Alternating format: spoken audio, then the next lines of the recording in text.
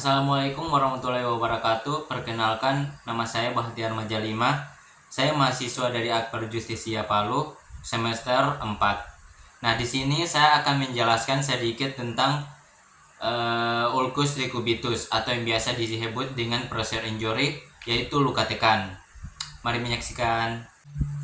Pressure injury atau sering disebut decubitus merupakan kerusakan kulit pada suatu area dan dasar jaringan yang disebabkan oleh tulang yang menonjol sebagai akibat dari tekanan, pergeseran, gesekan, atau kombinasi dari beberapa hal tersebut.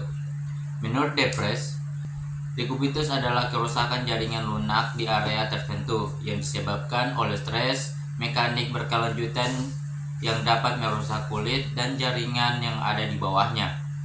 Sedangkan menurut Perry et al., decubitus adalah luka pada kulit dan atau jaringan di bawahnya, biasanya disebabkan oleh adanya penonjolan tulang sebagai akibat dari tekanan atau kombinasi tekanan dengan gaya geser atau gesekan.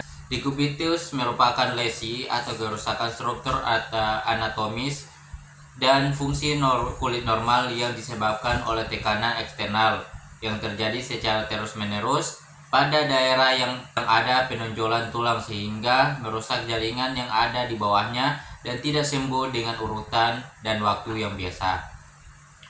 Dari pengertian yang saya paparkan tadi, dapat disimpulkan bahwa decubitus adalah kerusakan atau kematian kulit sampai jaringan di bawah kulit, bahkan menembus otot sampai mengenai tulang akibat adanya penekanan pada suatu area secara terus-menerus. Luka pressure injury disebabkan oleh kombinasi dari faktor ekstrinsik dan intrinsik pada pasien, yaitu faktor intrinsik. Yang pertama, tekanan. Kulit dan jaringan di bawahnya tertekan antara tulang dengan permukaan keras lainnya seperti tempat tidur dan meja operasi. Tekanan ringan dalam waktu yang lama sama bahayanya dengan tekanan besar dalam waktu singkat. Terjadi gangguan mikrosirkulasi lokal, kemudian menyebabkan hipoksi dan nekrosis. Tekanan antarmuka adalah kekuatan per unit area antara tubuh dengan permukaan matras.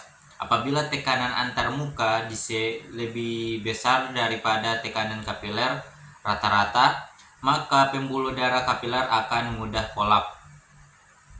Daerah tersebut menjadi lebih mudah untuk terjadinya iskemia dan nekrotik. Tekanan kapiler rata-rata adalah sekitar 32 mmHg. Kedua, gesekan dan pergeseran. Gesekan berulang akan menyebabkan abrasi, sehingga integritas jaringan rusak. Kulit mengalami regangan, lapisan kulit bergeser, terjadi gangguan mikrosirkulasi lokal.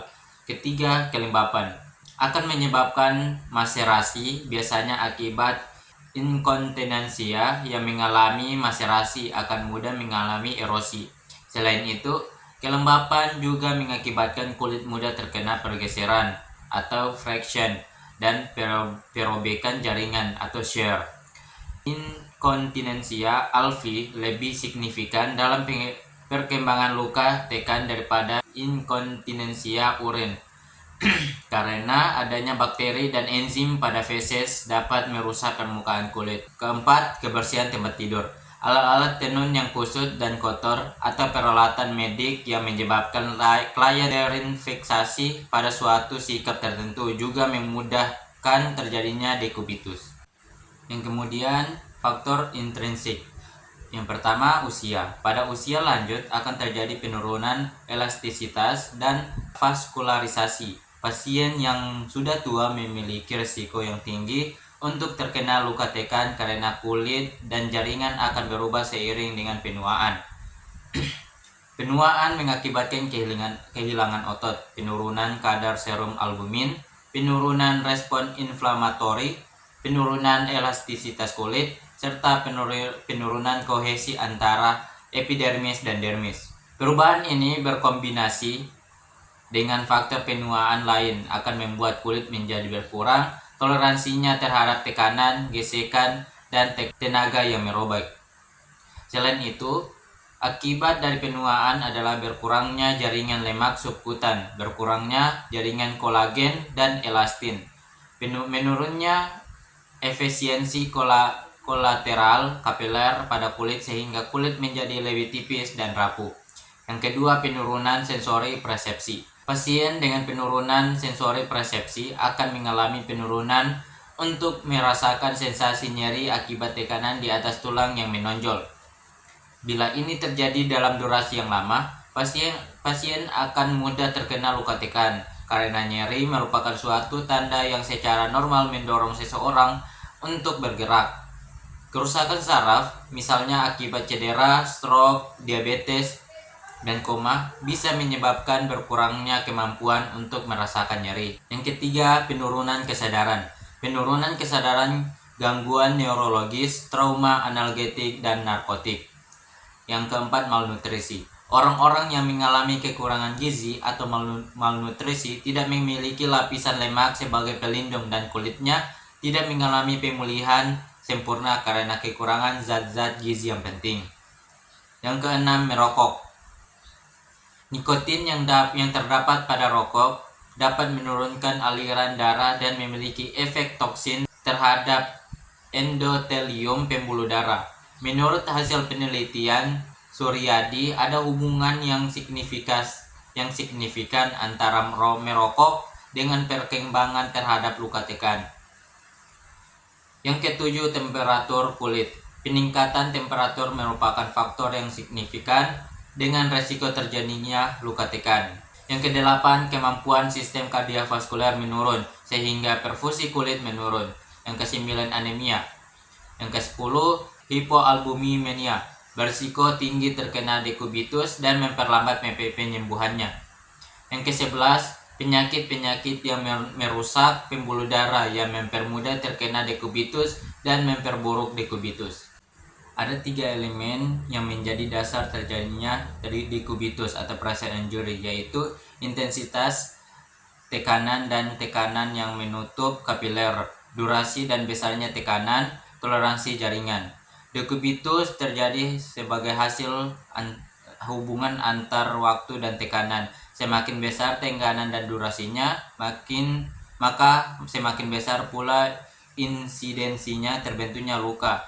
Kulit dan jaringan subkutan dapat mentoleransi beberapa tekanan, tapi pada tekanan eksternal terbesar daripada tekanan dasar kapiler akan menurunkan atau menghilangkan aliran darah ke dalam jaringan antara sekitarnya. Jaringan ini menjadi hipoksia sehingga terjadi cedera iskemia. Jika tekanan ini lebih besar dari 32 mmHg dan tidak dihilangkan dari tempat yang mengalami hipoksia, maka pembuluh darah kolaps dan trombosis. Jika tekanan dihilangkan sebelum titik krisis, maka sirkulasi pada jaringan akan pulih kembali melalui mekanisme fisiologis hiperemia reaktif. Karena kulit mempunyai kemampuan yang lebih besar untuk mentoleransi iskemi dari otot, maka dekubitus dimulai di tulang dengan iskemi otot yang berhubungan dengan tekanan yang akhirnya melebar ke epidermis. Pembentukan luka dekubitus juga berhubungan dengan adanya gesek yang terjadi saat menaikkan posisi klien di atas tempat tidur. Area sakral dan tumit merupakan area yang paling rentan. Efek tekanan juga dapat ditingkatkan oleh disrupsi berat badan yang tidak merata.